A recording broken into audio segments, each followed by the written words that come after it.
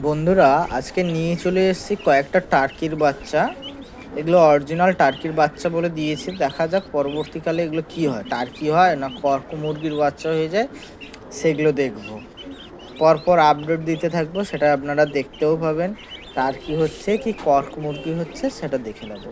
এখন এদেরকে এই দেশি মুরগির যে বাচ্চাগুলো আছে এদের সঙ্গে ছেড়ে দিলে খাওয়াটা শিখে যাবে অন্তত। দেখুন, এদেরকে এইখানে ছেড়ে দিচ্ছি। এরা হচ্ছে দেশি মুরগি বাচ্চার সঙ্গে খাওয়া শেখার জন্যই ছাড়লাম। আর এদের চলাফেরা দেখুন, খুব ধীর গতি সম্পূর্ণ। এরা খুব ধীরে ধীরে হাঁটাচলা করে। কিছু মেষ ছড়িয়ে দেবো যাতে এরা খাওয়া দাওয়া করে দেশি মুরগির সঙ্গে। এগুলো হচ্ছে আমার বাড়ির নিজের ইনকিউবেটরের দেশি মুরগি, তো এদের সঙ্গেই রাখলাম। এরা যাতে তাড়াতাড়ি খাওয়া দাওয়াটা শিখে যায়। যেখান থেকে এনেছি সে দোকানেও এইভাবে রেখেছিল, দেশি মুরগিগুলোর সঙ্গে রাখা হয়েছিল এদেরকে, যাতে খাওয়া দাওয়াটা খুব ভালো করে শেখে। আর এরা খুব ধীর গতিতে হাঁটা চলা করে, খুব ধীরে সুস্থ দৌড়াদৌড়ি করে। এরপরে আপনাদের দেখাবো এবারে এই দেশি হাঁসগুলোকে খাবার দেওয়ার পালা। দেখুন কেমন খাবার খাবে বলে অস্থির হয়ে উঠেছে, কিন্তু এরা এতই বদমাশ যে দরজা খোলার সঙ্গে সঙ্গেই নিচে নেমে পড়বে। আর নিচে নেমে গিয়ে এরা হচ্ছে এদিক ওদিক দৌড়ঝাঁপ করবে, ধরা খুব কষ্ট হয়ে পড়ে। এই খাবারগুলো এখন দিয়ে দেবো। একটু মেষ দিয়ে দিলাম, মুরগির মেষ, আর এর সঙ্গে একটু জল দিয়ে দিচ্ছি। জলটা ভালো করে দিয়ে গুলিয়ে দেবো। দেখুন কেমন খাবে বলে সবাই অধীর আগ্রহে বসে আছে, শুধু খাবে এরা। আর একটু বেশি করে জল দেব ম্যাশটাতে দিলে, হাঁসের একটু জল দিয়ে পাতলা করে দিলে এদের খেতে খুব সুবিধা হয়। এই খাবারটাই এখন আপাতত সকালবেলার খাবার হয়ে যাবে। এরা এইটাই খেতে খুব ভালোবাসে, তাই এদেরকে দেখুন সব ছুটে আসছে কীরকম। আর এটা হচ্ছে একটু আলাদা ধরনের মেষ, যারা কোম্পানির পোলট্রি চাষ করে সেই মেষটাকেই নিয়ে আসা হয়। ওদের অতিরিক্ত মেষটা আমাকে দেয়, ওইটাকে হচ্ছে এদের খাওয়ানো হয়। আর ওই মেষগুলোই খেলে দেখেছি হাঁস কেন বাড়ির পোষা মুরগি কেন খুব তাড়াতাড়ি বেড়ে যায়, খুব তাড়াতাড়ি বাড়ে।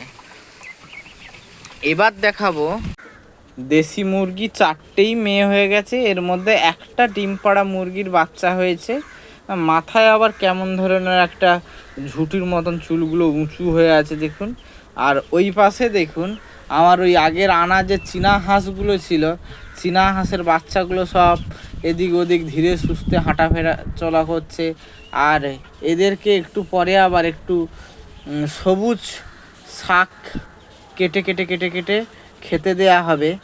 তো এদের হচ্ছে বেশিরভাগ হাঁসগুলো এইগুলো কেন, আর দেশি হাঁসগুলোকে দিলে খায় সবুজ খাবার, কিন্তু এই চীনা হাঁস যেন বেশি খায় সবুজ খাবারটা।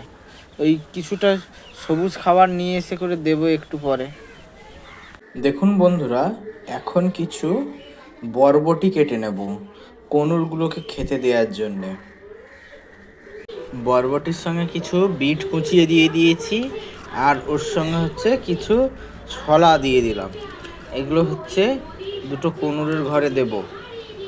এই বাটিতে করে সান কনুরগুলোর এটা হচ্ছে খাওয়ার পাত্র। এখানে হচ্ছে কিছু বরবটি কুচি এবং বিট কুচি আর ছোলা দিয়ে দিলাম।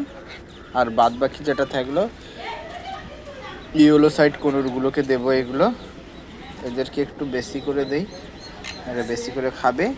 দেখুন ওরা হচ্ছে খাবার জন্য কেমন বসে আছে, সব একদম বাইরের দিকে তাকিয়ে আছে। এরা ঢুকিয়ে দিলেই ওরা খেতে শুরু করবে। দেখুন নেমে আসছে, নেমে এসছে, দেখুন নেমে এসে কিরকম খাচ্ছে দেখুন। ওরা হচ্ছে বরবটিটা খুব খেতে পছন্দ করে। গাজরটা হয়তো এতটা খায় না, কিন্তু বরবটি আর ছোলাটা খায় ভালো। এবারে ইয়েলো সাইড কনুরগুলোর ঘরে এই বাটিটা নিলাম। এই বাটিটায় হচ্ছে ওই কুচানো বরবটি এবং ছোলা আর গাজর দিয়ে দিলাম। দেখা যাক ওরা খায় কিনা।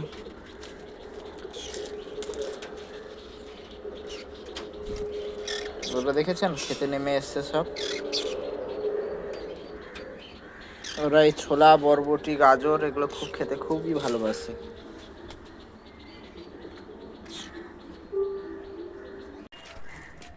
দেখুন বন্ধুরা, ছাগলগুলো সবে মাঠ থেকে পেট ভরে খেয়ে এসছে, তবুও খাই খাই করছে।